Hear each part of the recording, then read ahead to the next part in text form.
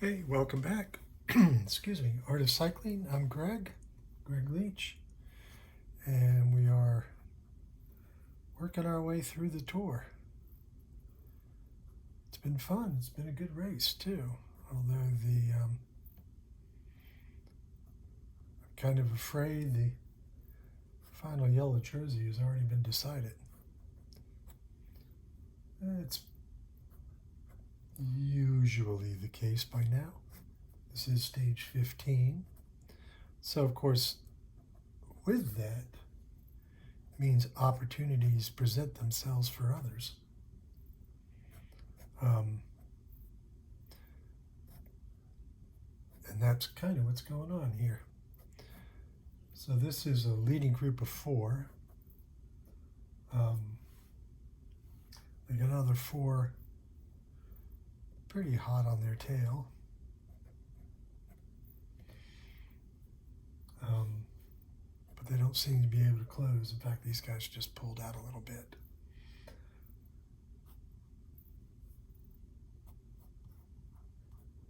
So I did have someone ask about the paper that I use. And I buy regular watercolor paper. What I do is I buy a 9 by 12 inch pad. Canson is the paper I'm using. You can get that almost anywhere. Sometimes I get it at my local art supply store, and sometimes I get it at the chain craft store. In that case, Michael's. Plaza Art is the other. I prefer to buy from Plaza Art, but you know,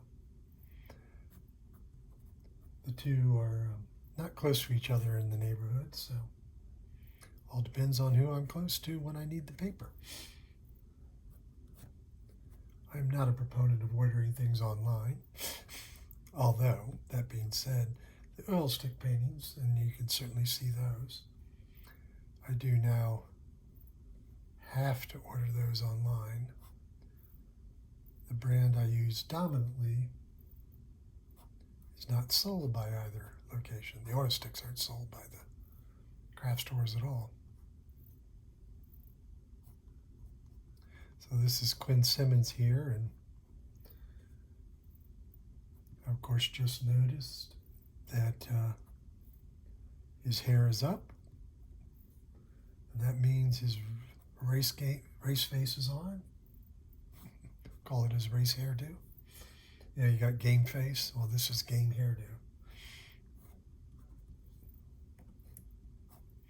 Also in this group are 2 national champions.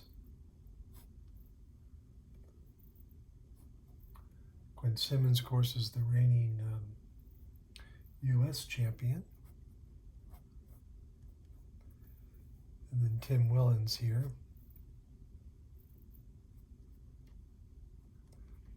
Is the Belgium champion.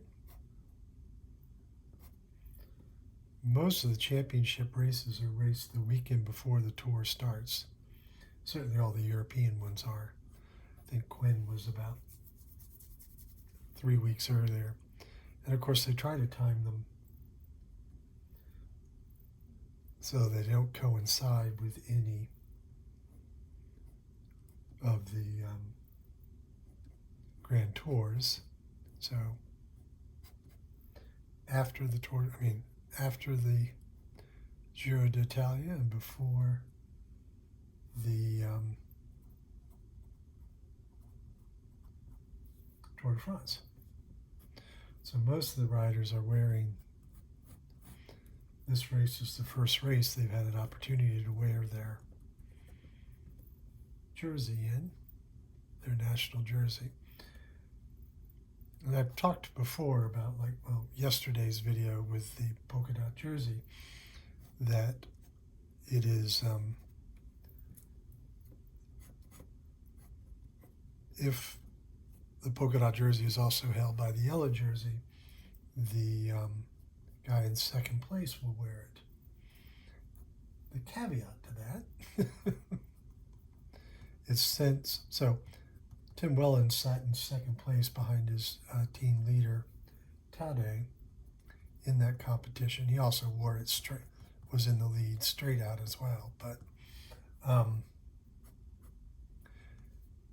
since he was in second place, he had the option not to wear the polka dot jersey since he didn't own it outright. And he opted to stay in his kit, his Belgium Champions kit. It's just, and you'll see it when I start painting it, it's a great kit. It's one of the few times UAE got the kit right. They actually have the, now I got to figure out why they got that kit so good and not Navarez's Colombian, Venezuelan. I'm not sure. The flags are rather similar. Sorry to any of my Latin American followers. Yeah, let me know where you guys are from, those of you who are following. I'm just working on the assumption you're all American. Very least you all speak English, because best I can do is tourist French. So that's the layout. Call this one of these four. But because I am painting this close to live, or as live, because I have no idea how this is going to play out. I think technically the stage has just finished.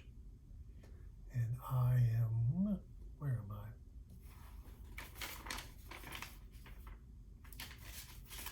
Sorry for the delay. I'm about 35 kilometers from the finish. I've been amusing myself. I've done some posts on social going, well, I'm at this point. Well, what I mean is at this point in the race, not physically on location. So I've talked about all the various leaders' jerseys through my painting. You know, the polka dot, the white jersey,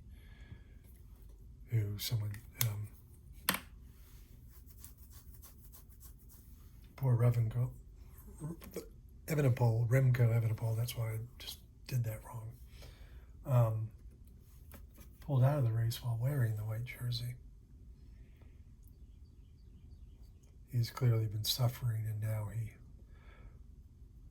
just pulled the pin on the Tourmalet before he'd been facing the rest of the terrible climbs of the day.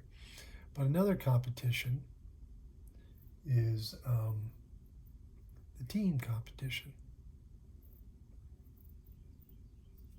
TEAM. Sounded like I said teen to me. TEEN. And for a couple days, that honor was held by Groupama FDJ. But since,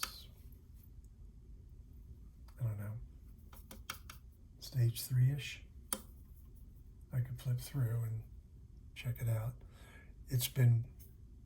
That honor has been held by Visma Lisa Bike.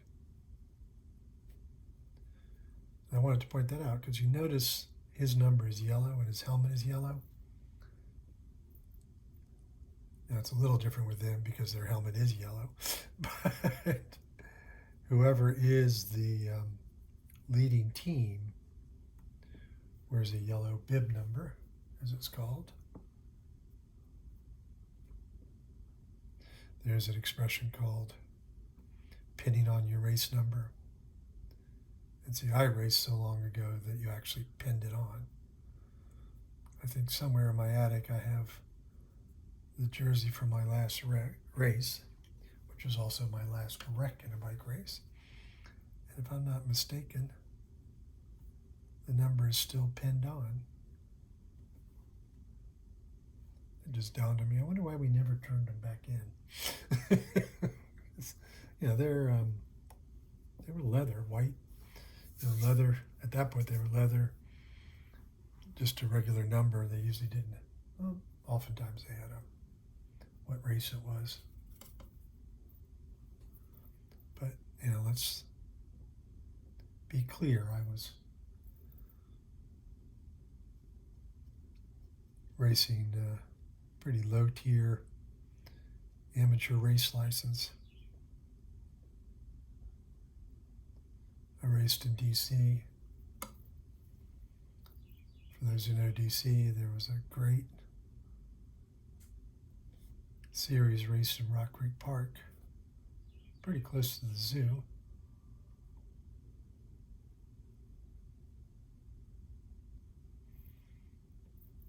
Had some good descents, some beautiful road. Oh my goodness. And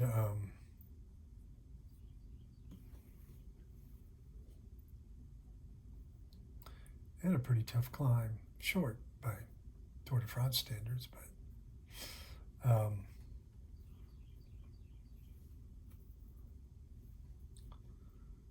yeah. So somewhere, I need to go look for that, I think. I'll wait till summer's over before I go in the attic, though. So yet again, Quinn's got his hair up, and here he is in the breakaway. This one's been a tough one, and it's been on again, off again about who was in it and who was going to stay in it.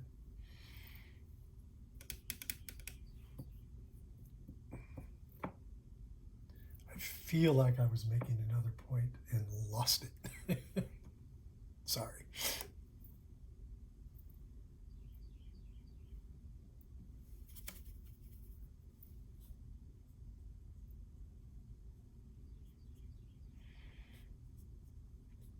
So this is some pretty rough road surface now, and it's not marked. I see I lost the edge of the roadway there. And since I just put that ink there, I am going to move to the other side of the road.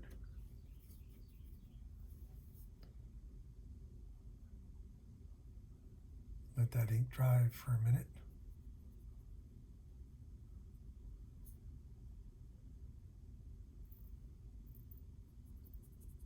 Definitely in some heavy shade now. They're sort of, at this point they're popping back up, but this,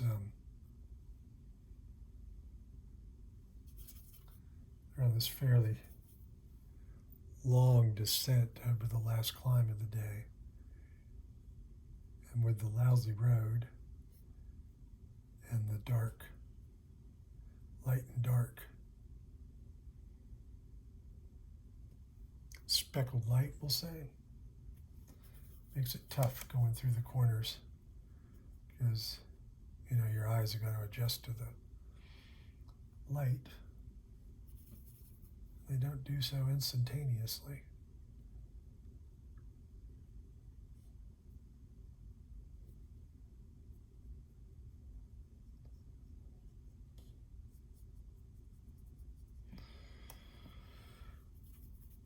So again, this idea of taking the brush strokes and following. So this is a steep, cut-in bank along the side of the road.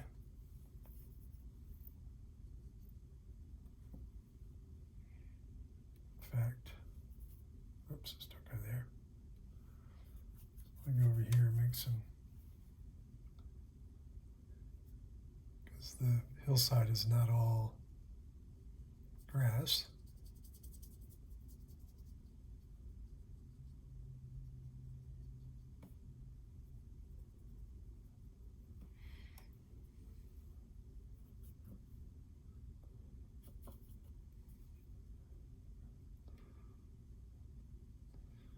But there's leaf mold and dirt as well, so a variation in color, which is also good for the painting. We'll go ahead and do the flat grass section. shoulder, that's the word I'm looking for, and along the side of the road. We'll call it the mistake area for the drivers. When they blow it, they got a little bit of chance before they go slamming into the hillside.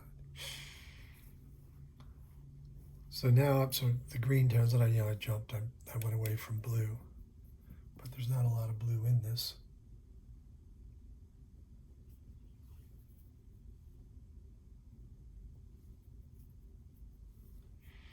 So that's you want to be aware. Now I'm dealing a lot with local color too. Local color being, the color something actually is. So like in the terms of the team kits, I kind of have to, I can't decide that should be orange, say, because it's the US team kit. But you want to try to be aware of your chromatic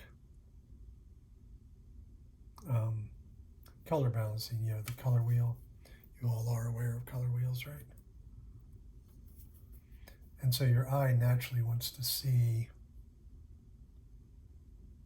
the complementary colors. So, like I've got a lot of yellow, now that's purple. Don't foresee putting a lot of purple in this. But we also have the greens, a lot of this woodland green, and just these little pips of red.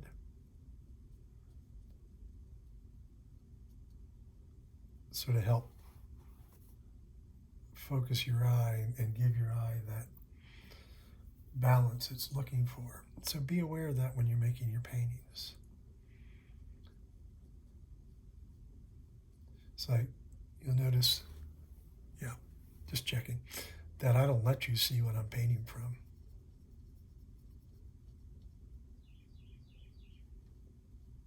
Because what matters, now in this case, there is that, got a little bit of color where I didn't want it. I'm trying to faithfully tell the story of the tour. So, but the very particulars, I'm just darkening this black. It wasn't black in, as the Brits say, inverted commas. There's a lot of black in this. But again, I'm stuck with that. I'm always sort of amazed at how many teams use black as their dominant color, particularly for the Tour de France. They have the option of changing. Some don't even have the option, some are required, as I've talked about with Visma. But it seems that racing in July, you really would want to be racing in all black.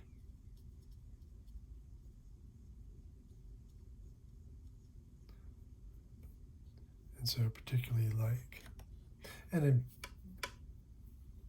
previous years, Visma has chosen to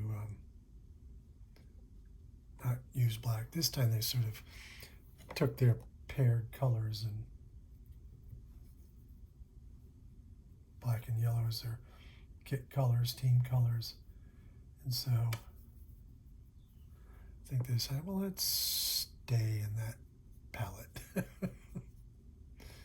But again, so why would you want to have all black while you're riding in the heat? Particularly down in the south of France, as hot as it was when we first got to the Pyrenees.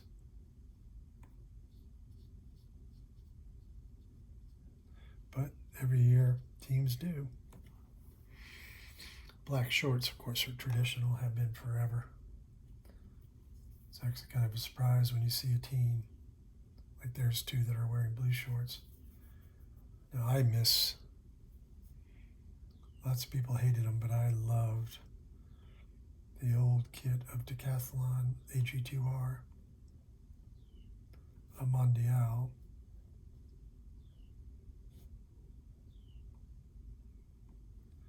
Because they wore brown shorts, and for some reason, so many people hated the brown shorts. I don't know why. I guess it was, there's another way your shorts could end up being brown, right? And maybe that was the problem, that reference. So just about closing in on this, just as a reminder, of course, I would love it if you subscribe. If you have any questions, like Spin Art's question about, and she's not talking, I'm assuming she, I think I know she, but not Spin Art like we all did at the fair or in elementary school. But I believe Spin is part of her last name. Yeah, like her question about what paper am I using.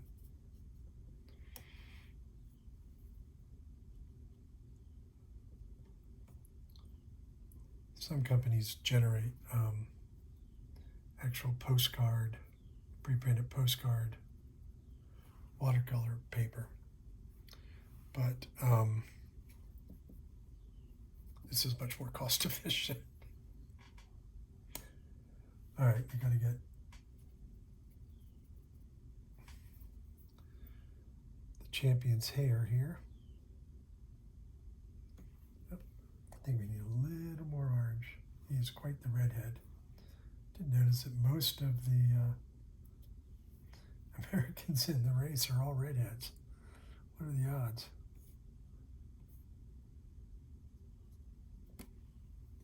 So, please subscribe. Tell me what you think. Love a thumbs up too. And thanks for watching. Be back tomorrow with stage 6. No, actually, I won't be back tomorrow. That is a rest day. I will enjoy that. Hope you will too. Some of us hate it when the rest day comes because, this is quite the commitment. That's actually how I got started painting the tour. Was I can't sit here in the middle of the day watching TV. And my brilliant wife, Bridget, said, well, why don't you paint it? See if you can sell them. At that point, starting with just trying to sell them on Facebook. And then this all built from there. All right, thanks again, folks. Appreciate it. Hope you're enjoying the tour, and I hope you enjoy these. And reminder, of course, that after the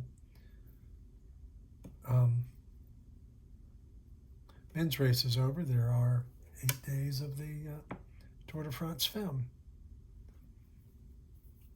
I think that's what I was going to talk about.